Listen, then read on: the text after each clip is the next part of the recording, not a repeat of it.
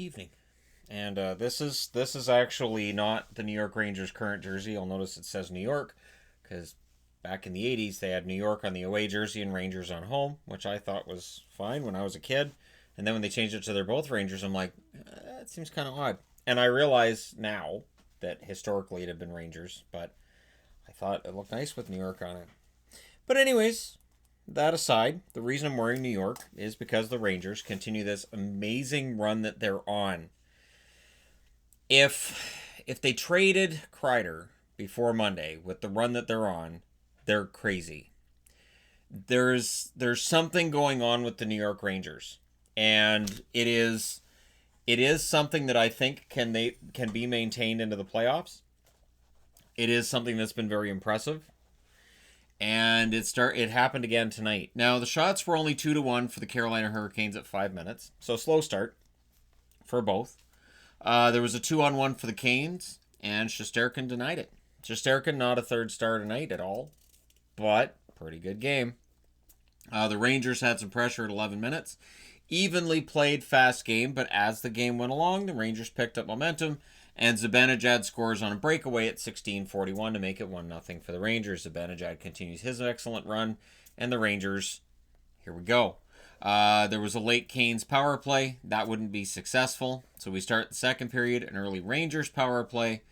That's not successful. And then Brock McGinn, playing his 300th game, he gets a goal to tie it from Stahl and Slavin at 3:25. Canes then get a power play. That doesn't work. After that power play fails, Fast scores a goal from Panarin at 9:48. I thought Strome had an assist on that too, but they didn't credit it, so that's fine. Jesper Fast with another goal. We'll see if he ends up getting moved out again. I don't think the Rangers should be selling right now, and we'll talk about the playoff picture after I've reviewed all 7 games, and I'll talk about why the Rangers shouldn't be selling right now. The game was getting pretty physical, turns into a 4-on-4. Brady Shea then gets a goal from Strome and Zibanejad at 16:09. So that's 2 points for Zibanejad. This is the best the Rangers have looked all year. And I'm not talking about this game. I mean over the last, 10? Maybe 10? This is absolutely the best the Rangers have looked. They are really, really playing quite well. Trouba then shouldered Howla in the head. There was no penalty on it. Trouba had already had 3 penalties at that point in the game. Jacob Trouba's got to clean it up a little bit. But I don't know if you... Now, Howla left the game. I don't know. And they talked about, would there be a suspension and, hit to the head. But since it's the Carolina announcers that I was listening to, I don't know. We'll see if there's anything that comes out of that. So no penalty. He exits. And then there's a last-minute Rangers power play, which really made Tripp Tracy kind of lose it. So you go from a situation where Trouba shoulders a guy in the head, the guy's out of the game, and then seconds later, the Rangers have a power play. Third period, already up 3-1 early in the period. This is that last-minute power play coming through. Panarin gets a goal from Zibanejad and Hedl at 1 minute and 10 seconds. So that's Zibanejad's third point of the game. Carolina then got a power play. They would score on that. Sebastian Aho scores from Svechnikov and Slavin at 5 minutes and 12 seconds. Carolina had a lot of play in that third period, but again, Shesterkin, pretty darn good goaltender. So they pulled the goalie with a little over 3 minutes left. Well, you know what's going to happen when you give them that long with an empty net. The empty netter is Strome from Trouba at 18 minutes and 12 seconds.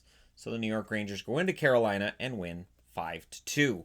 And they continue their strong play, and they're playing again tomorrow as well. So Shesterkin, 27 saves on 29 shots. He's won 8 of his first 9 decisions. He's rewriting the record book with the New York Rangers in terms of starting his career. Mrazek saves 31 out of 35 in the loss. Zibanejad, Panarin, and Slavin are your 3 stars.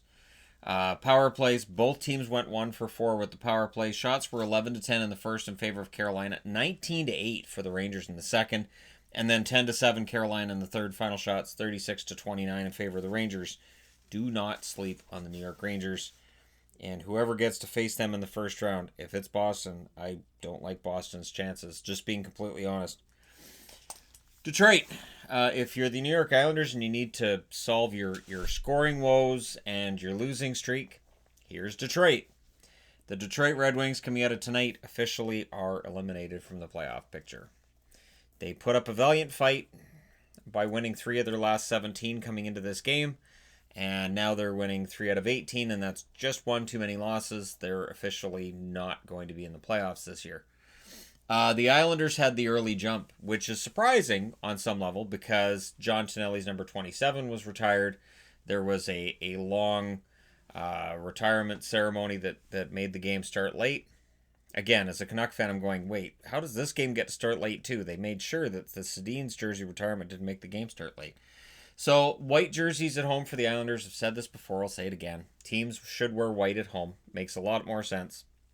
And the Islanders wanted to do this because it was a throwback to the 80s when Tonelli played. And it worked. And for the Red Wings, they get to wear their red jerseys, which they enjoy. Eberle scores from Pulock and Lee at 5:45. This goal was given to Pulock initially, but they changed it over to Eberle. The shots were 5-1 for the Islanders at 8 minutes. And the Wings really didn't play well.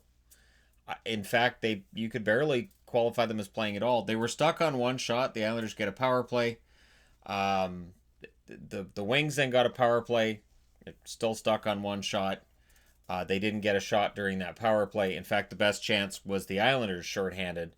And then there's a late Islanders power play. So we come out of the first period. It's 1-0 for the Islanders. But really, if it wasn't for Bernier's goaltending, it'd be about 4-0. More evenly played second period for the most part until the second half of that period where the Islanders took over and Eberle would score from Barzal and Beauvillier at 17:02. So the Islanders, lots of pressure, and eventually one's going to go in. So that makes it 2-0. This is a scoring binge by Islanders standards. 2 goals in the same game. Then the Islanders get a late power play. So we go into the third period. The Islanders were sitting on the lead a bit, but the Wings looked pretty listless. Mantha hit a post, but the Wings didn't look in it at any point tonight, really. There's a power play for the Islanders. That was unsuccessful. There's then a 3-on-1 for the Wings that just missed. Just some misplay there. I think N was the one that misplayed it at the end there. Power play for the Wings with 4 minutes and 4 seconds left. Varlamov denied Fabry as they pulled the goalie. The 6-on-4. There was a trickler through Varlamov, which was cleared out, no goal. Cleared out is wrong. It's thrown back towards Varlamov. They blow the whistle. The puck wasn't actually covered, and Detroit should have got a goal, but because the whistle's already gone, it's not reviewable. But not long after that, there was a power play goal. Mantha scores from Green and Athanasiou at 17:25, and to be honest, it looked like that should have been Bertuzzi's goal. It did look like Bertuzzi tipped it. It may have been changed to Bertuzzi's goal by now. Larkin then was jumping up and down on the ice when they gave him a penalty after that. He gets caught on a trip.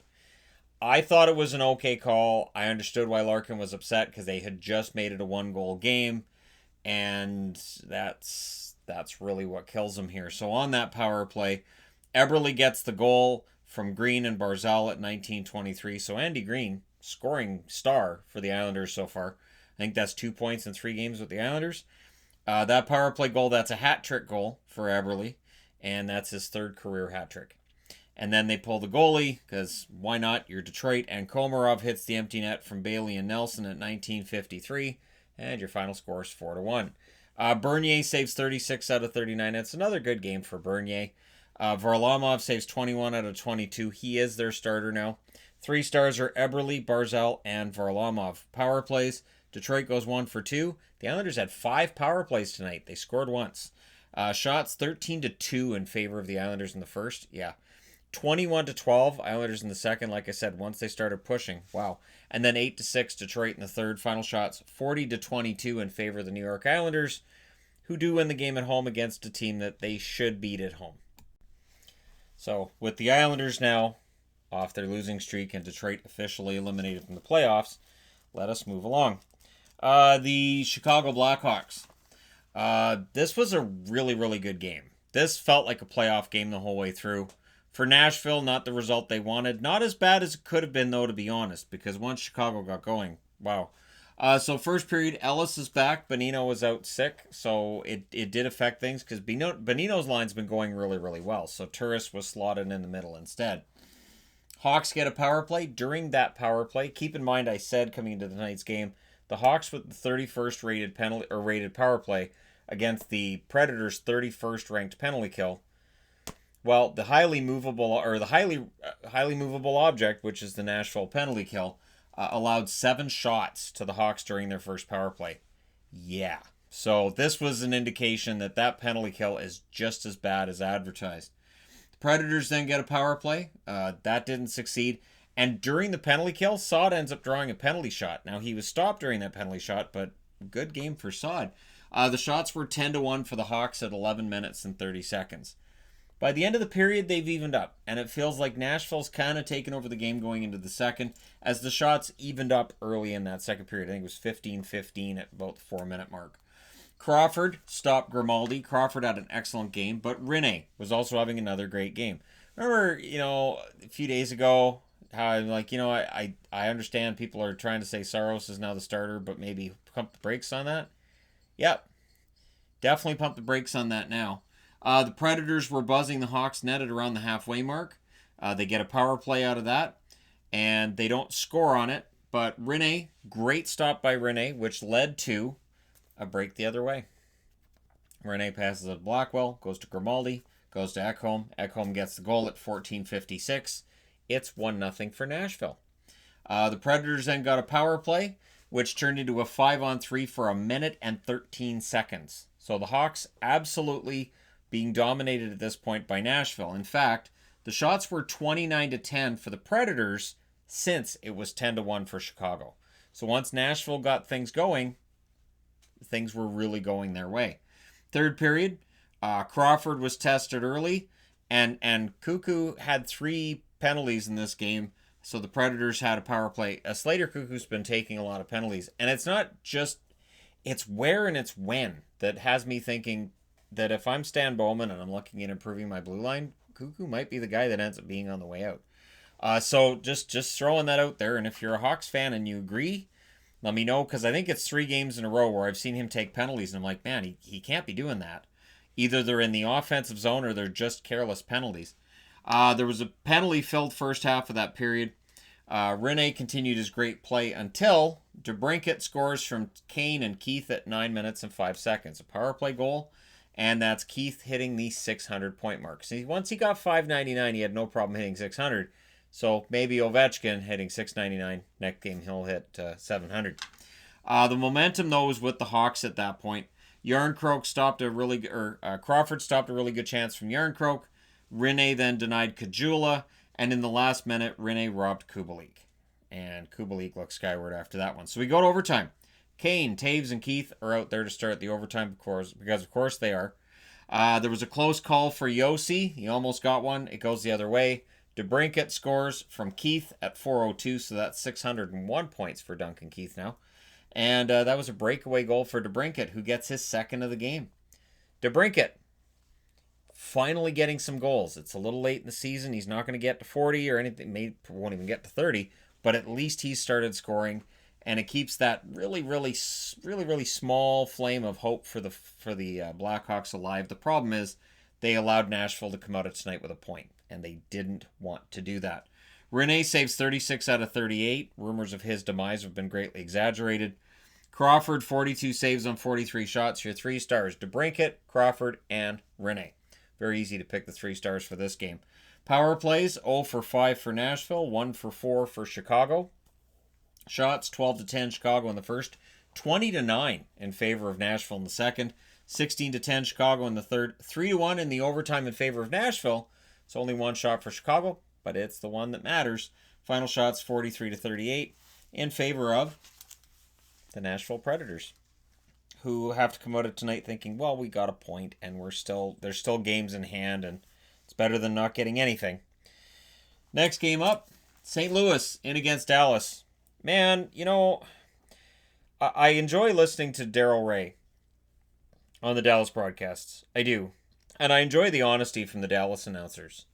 There's always going to be homerism with any announced team that you get that's local. There shouldn't be with the national broadcasts, but there is going to be with the local broadcasts. So local being, regional too, right?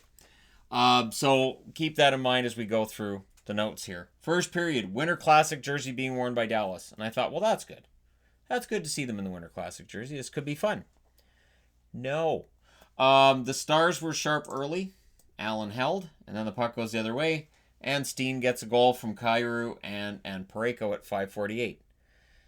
Okay, well, it's only one. All right, so Dallas is capable of bouncing back. Their offense is better now. The Blues had momentum after that goal. Perron almost made it 2-0. We go through that period, and towards the end of it, Perron does make it 2-0. He scores from Thomas and Parayko at 17:18. Parayko with a couple of helpers. And it's 2-0 St. Louis after one. So they talked in between periods about what Dallas needs to do to come back and how they can make this a game. Second period, 2 minutes and 24 seconds in, Kyrou scores from Thomas. So, nope. Not a great game for Dallas here. Blues pushed for more. Blues weren't happy with that. So Schwartz gets his 20th from Shannon O'Reilly at 4:45. And at that point, I'm like, all right, it's 4-0, so this is really, really over.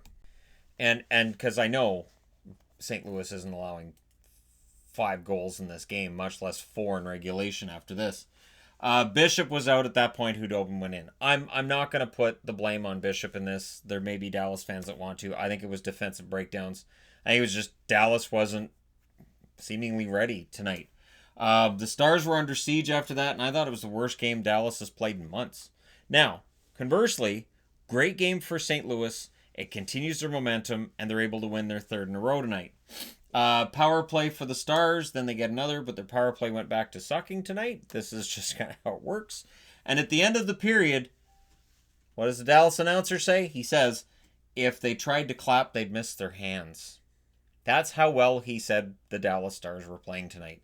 So I wrote it on the board because I thought, you've got it right. This was awful. Third period, Parayko scores early from Schwartz and O'Reilly at 2:27. So a goal and 2 assists for Colton Parayko. Not known for his huge offensive nights. He had one tonight, though. The Stars then get a power play, and at least they're ahead in shots in the third period, and then they spoil the shutout, which I didn't like that. I didn't. I thought, you know what? St. Louis might as well get a shutout. It's a great story if they get another shutout. But Alexiak, of all people, has to ruin it from Jamie Benn at 16:27. Makes the final score 5-1 at home. So this was a really stark reminder that Dallas has a way to go before they reach the St. Louis level. And for St. Louis, this is the best game they've played in a while, and it really shows that they're bouncing back from that rough patch they had there. Allen saved 18 out of 19. Really wasn't tested for large portions of this game. Bishop saves 9 out of 13. Hudobin saved 9 out of 10. 3 stars, Parayko, Kyrou, and Allen. Power play, St. Louis only had 1, didn't score on it. Dallas had 4. Nothing. No goals. Shots favored St. Louis 10-6 in the first, 11-7 in the second. And then Dallas outshot them 6-2 in the third. 8 shots in the third period. Final shots 23-19 in favor of St. Louis, who played a great road game, and they went into Dallas and beat them. That being said, I need to change boards. I can't describe the reaction I had to the score at the start of the Boston-Calgary game. Because keep in mind, at the time that the 2 Alberta games started, I was really into what was going on with Dallas, watching them implode, and the great Nashville-Chicago game, which I think was the best game of the night. And of course, the Rangers were finishing off Carolina. Detroit was finding a way to lose in New York. So there was a lot to keep track of. And as I get to this game, I was like, wait, what? Might have said a couple of things I can't repeat here. What is this? And I made up a word. Backlund scores, made up a word. Backlund scores from Anderson and Hannafin at 20 seconds. You just compound some swear words together and it makes a brand new word. So that made it 1-0. And then Backlund scores again from Reeder and Kachuk at 2 minutes and 34 seconds. So 2-0. Then Bergeron scores from Pasternak and McAvoy 24 seconds later at 2:58. Then, seriously, then Johnny Gaudreau scores from Lindholm at 3:23. This is right about where I turned the game on. And I looked at the time left and I'm like, wait, no, what? It's 3-1, 3 minutes into the game. Halak's on pace to allow about 57 goals at this point. You've got to be kidding me. But in the back of my mind, I thought, if it was Vancouver, I would expect them to be done. If it was Dallas, I'd kind of expect them to be done. But Boston does have some resilience to them, so I'll give them the benefit of the doubt.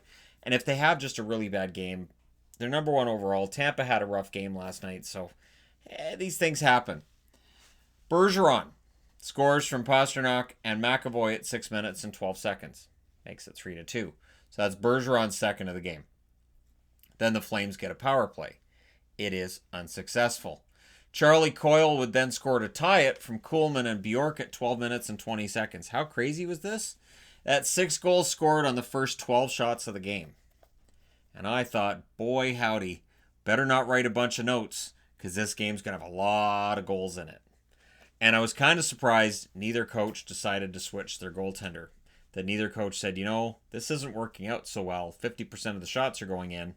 Because the shots were 6 apiece, and the score was 3 apiece. So I thought, I'm kind of surprised there isn't either coach saying, okay, we're going to switch it out. So we go to the second period. 52 seconds into the second period, Marchand with a beautiful deflection in front of the net. That's his 24th. From Carlo and Krug at 52 seconds. And yeah, it was a nice deflection. Talbot didn't have a chance. It's a goal that at full speed you look at and go, how did that go in? And then you look at it slow motion, and you're like, wow, that was a great tip by Marchand. So his hands are back. Lauzon then had a fight with Tkachuk, which I thought Lauzon did pretty well for himself. Lauzon's going to be a pretty good, heavy 5'6" defenseman for Boston, and I do like the kid. I think he's pretty good. The shot totals, though, in that second period were really low. Chances were very low, and it felt like Boston was doing this on purpose. Like, all right, we can't let Calgary have any oxygen, especially through the middle of the ice in our zone. Keep them to the outside and give them nothing and block as much as you can. Third period, that kind of changed. Heinen had a turnover to Johnny Gaudreau. It was very fortunate. Didn't end up in the back of the Boston net. That might have caused me to say, what are you doing? To Danton Heinen. There was a power play then for the Flames. The Bruins penalty kill holds on. A lot of pressure for the Flames. The penalty kill did hold on, including some nice saves from Halak. The Flames did push with 5 minutes left in this game. They did not give up in this. The Bruins were also guilty of hanging on a bit too, where they were allowing the Flames to come through center ice. It drives me nuts when teams do that. When they put 5 guys across, but it's at their own blue line. So it's like, yeah, just have center ice. You're giving them momentum. Don't do that. Make them work for it. You made them work for it in the first. Make them work for it in the third. They pull the goalie with 1 minute and 15 seconds left, but Calgary is unable to solve Jaro Halak and the Boston defense from there. Halak makes 18 saves on 21 shots in the win. Talbot saves 19 out of 23 in the loss. It's not on either goalie. I look at this and say that was some interesting defense that first 6 minutes and 12 seconds. Bergeron is your second star behind Backlund, and Johnny Gaudreau's the third star. That's a weird 3 stars. Boston was leading from the 52-second mark of the second right through.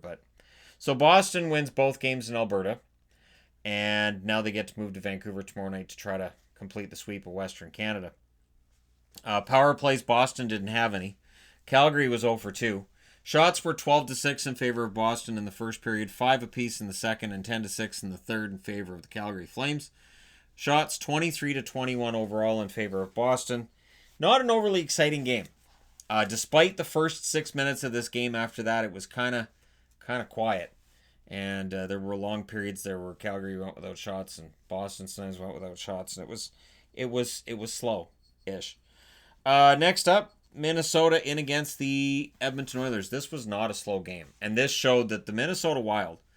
People have slept on the Wild, and I've heard over and over again about how, Bill Guerin has to see this team's not going to make the playoffs. So he fired Bruce Boudreau because he knows that they're going into a rebuild, blah, blah, blah, blah, blah. They're in it. Minnesota's in this. And tonight's proof that Minnesota's not only in this, but they believe in themselves.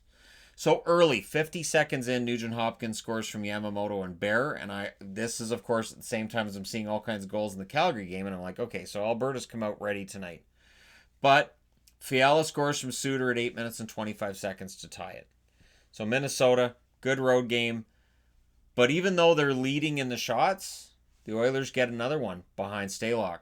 Nugent Hopkins scores from Yamamoto and Draisaitl at 13:04. And you want to talk about goalies not getting off to a good start. Stalock didn't. Neither did the Minnesota defense. And the Oilers then started pushing for another. So Draisaitl up to 96 points on that play. And the Oilers up 2-1 after one. They had to feel pretty good. Second period, the Wild kind of choked this game off a little bit. First 5 minutes, they had the only shot of the first 5 minutes. And then it's Soucy that scores from Zuccarello and Galchenyuk at 5:48. Don't look now, Galchenyuk started putting up points in Minnesota. It's a strange thing. Galchenyuk is capable of putting up points. It may just be one of those things where you get traded somewhere, you have a good 5 or 10 games, and then it falls off again. But keep an eye on Galchenyuk and see how he plays in Minnesota, because it may be starting to reach him the idea of, hey, I might be on my last chance. I failed to click with Pittsburgh, with Crosby or Malkin. This might be my last chance in the NHL, and I'm a free agent this summer. I want to make some money and stay in the National Hockey League. Draisaitl would score at 8:01 to restore the lead for the Edmonton Oilers. That's point number 97 for him. So Draisaitl continues to be the story. Galchenyuk was then denied by Koskinen. Again, Galchenyuk must really enjoy going through Western Canada. Spurgeon would score from Galchenyuk and Rask at 10:55. Like I said, Galchenyuk, that's 2 helpers for him. And that tied up the game at 3. The Oilers get a power play, but there were good shorthanded chances for the Wild during that power play. And the Oilers, who have the best power play in the league, not tonight. The Wild countered it pretty darn well. Third period, the Wild get a power play. They don't score on it, but it felt like the Wild were the better team in that third period. And then I can only call it a bad goal. Spurgeon's goal should not go in on Koskinen. And it is not the first time this year that Koskinen's allowed a goal that's not great. I think of Dougie Hamilton's against Carolina. This wasn't that bad, but from where Spurgeon shot it, that shouldn't go in the net. So that's a goal from Suter and Parise at 10 minutes and 7 seconds. So that's the second of the game, 9th of the year. The Wild then got another power play. And this is where you start seeing some visible signs of frustration from the Oilers. But the Oilers would get a late power play. And they pulled the goalie to make it 6-on-4. Now, what ends up happening is the puck goes the other way. You know what's going to happen, don't you? Spurgeon from Stahl at 18:22. That's your empty netter. That is a natural hat trick for Spurgeon, and it is the first hat trick of his career. 1, 2, 3. 3 goals in a row from Spurgeon. And the Minnesota Wild go into Edmonton and win 5-3. Minnesota has not given up on a playoff spot. Stalock, 23 saves on 26 shots for him. Koskinen, 34 saves on 38 shots in the loss for Edmonton. I've got to admit that the 3 stars I don't necessarily agree with. Spurgeon, Nugent Hopkins, and Yamamoto. So 2 out of 3 are from the Oilers. Much like Calgary, 2 out of 3 are for the losing team. I know they're the home team, but I would have given Galchenyuk the 3rd star. Galchenyuk, I thought, had a really good game. And I thought that would have been worthy of a 3rd star. Power plays, both teams go 0-for-2. Shots were 17-10 Minnesota in the first, 12-8 Minnesota in the second, and 10-8 Minnesota in the third. They desperately wanted this game and understood how important it was. They outshoot the Oilers 39-26 for the game. And don't look now, but they are in it. And we'll talk about that in a minute. Colorado in against Anaheim. Man, this game was not overly exciting. And you've got all these goals going on elsewhere, and you've got other games going on where there's a lot of exciting back and forth stuff. The shots were 4-4 at 9 minutes. And there just wasn't a whole lot going on. There's a late power play for the Avs. That didn't go anywhere, and it's the only power play they had in the game. There was some hate in this game, but not a ton. Second period shots are 2 apiece at the 5.5-minute mark. So again, it's okay, kind of an even game. And I thought that the game being evenly played and that the longer this was tied, the more that should favor the Ducks. That the pressure on Colorado to get a goal and to outscore their problems might be a little bit much, and maybe the Ducks could eke out a win.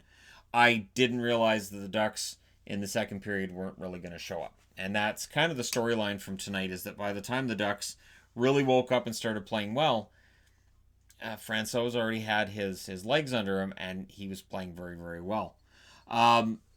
Makar had a shot that went through the crease. Gibson played great tonight. John Gibson had a good game. He may be too good for the Ducks. Between his play and that really nice Kobe Bryant mask he has, he may be too good for the Ducks. McKinnon had a break that was denied, but towards the end of the period, JT Compher from Cout at 16:38. So Cout with his first NHL point. That makes it 1-0. And Gibson was making lots of saves. He was the best Duck out there. He didn't give up. His teammates may have. He didn't. Makar then cleared out a last-minute chance, which very nearly went in the net, but Makar cleared it out. And so it's 1-0 after 2. Francouz denied Henrique early in the third period. That was on a pass from Troy Terry. The Ducks pushed for the tie, but Francouz, he stops Lindholm. Lindholm put it into his crest, but still, good save by Francouz. He's in the right place. Then the weirdness. They called a too many men on the ice penalty on Colorado. The penalties for too many men on the ice. The puck hits, I think it was Eric Johnson. It was either Johnson or Zadorov that was sitting on the bench waiting to come on. His legs were over the bench. The puck hits his legs, but he's not on the ice, so they call it too many men. And I was like, but he's not on the ice. He's not. So, I mean, if, let's say, players will lean over with their face over the boards. So if the puck comes up and smacks him right in the head, that's too many men on the ice? Is it too many men almost on the ice? So again, a too many men on the ice penalty against Colorado that fans won't like. Oh, that hasn't happened before. So that was something, right? So good power play for the Ducks, but Francouz saved very, very well, which is good, because if that had been a tying goal, then Colorado fans would have every reason to be upset about that. From now on, just shoot the puck at the guys on the bench, and if they're leaning over, then that's too many men on the ice. His helmet was over the bench. That's too many men on the ice. On the ice means they're physically on the ice, doesn't it? Not apparently not. Burakovsky almost got one. Burakovsky was robbed multiple times tonight. He really, really was. The shots were 8-4, though, for the Ducks at 13 minutes. So while there were some good opportunities for Colorado, the Ducks were pushing back. They pulled a goalie with 1 minute and 15 seconds left. Francouz denied Raquel in the last minute. The Ducks call a timeout with 13.1 seconds left. Whatever they planned didn't work, and the Avs hold on. They just ran the clock out. Francouz's first career shutout, 26 saves on 26 shots for him. Gibson saves 28 out of 29 in the loss. He's your first star. Burakovsky's second star. Francouz's third star. Power plays 0-1 for Colorado, 0-2 for the Anaheim Ducks. Noteworthy, Josh Manson's been playing really well lately. Might be increasing his stock if they decide to move him. He has played very well lately. He was brutal early in the year, but he's getting better. Shots were 10 apiece in the first, 14-5 in the second in favor of Colorado, 11-5 for the Ducks in the third. Final shots 29-26 in favor of Colorado, and they come out with a victory. So, Colorado's win jumps them up into second place. They've passed the Dallas Stars and have a game in hand on Dallas. The Oilers fail to pass Vegas tonight. They also fail to put distance between themselves and the Canucks and the Jets. The Flames fail to put distance between themselves and the Predators, who are now 2 points back with 2 games in hand on Calgary. Minnesota's 3 points back of Calgary with 2 games in hand, 4 points back of the Jets with 2 games in hand. They're not done. And with the win tonight, Chicago 6 points back. They have a game in hand on Calgary, but it gets difficult because they have to jump Minnesota, Nashville, Arizona, and Calgary to get into the playoffs. That's where it gets difficult for Chicago. In the East, Boston with 90 points is now 5 points clear of Tampa Bay, which Toronto fans will be like, oh, good news. Oh, wait, no, then we'd have to play Tampa. That would be a really fun matchup in the first round, Tampa and Toronto. Just throwing that out there. Pittsburgh, Washington, they don't change. Philadelphia, 5 points back. The Islanders, with their win tonight, they bounce back into the playoffs with 74 points. They have 1 game in hand on Philly. The Columbus Blue Jackets drop to the number 2 wild card with 73 points. The Canes drop out of the playoffs with 72 points. They failed to gain any ground tonight, and they have not played more games or less games than the Islanders. The Panthers still with 70 points. The Rangers with 68. They are now 5 points out. They have 2 games in hand on Columbus. They're not done either. And then you get into the ones that probably are. Montreal's only 4 points back of the Rangers, but they've played 3 more games. So that's where it gets tricky. Buffalo, 62 games played for them. They have 62 points, so they are currently sitting 10 points back of the Toronto Maple Leafs and 11 points back of a wildcard spot. And, of course, they need the Devils and the Senators, who are way out. And there's Detroit. I've stopped tracking their points because they're not going to make the playoffs. So I'll figure out the magic number for the Senators to get knocked out. They're 20 points back of a playoff spot here. They're 19 points behind Toronto. They have 21 games left. It's not going to be long until I'm erasing their number off the board as well, and we start just tracking the teams that are still in the running for a playoff spot. So there you go. You're all caught up on tonight's action. Let me know your thoughts in the comment section below as always. Don't forget to hit like and subscribe if you're browsing your way through. You just happened upon this video. And remember, I have to do the preview tonight because we've got 3 games at 10 a.m. tomorrow, 1 o'clock Eastern, 10 a.m. Pacific, and it's going to be a fun day because then after that there's 8 other games. So there's 3 early ones that I'll do the review for, and then 8 later games. So it won't be too bad of a day overall. And then Sunday, there's hockey pretty much all day as we get ready for trade deadline day where there's 1 game on Monday. Thank you guys so much for all your support. Do hit like and subscribe if you're browsing your way through. You just happened upon this video. And always make sure that you didn't randomly get unsubscribed, because every now and then that happens on YouTube and people will go, hey, I got unsubscribed. What happened? And so just make sure you're still subscribed. Double check that. Thank you guys so much for all your support. I will talk to you very soon.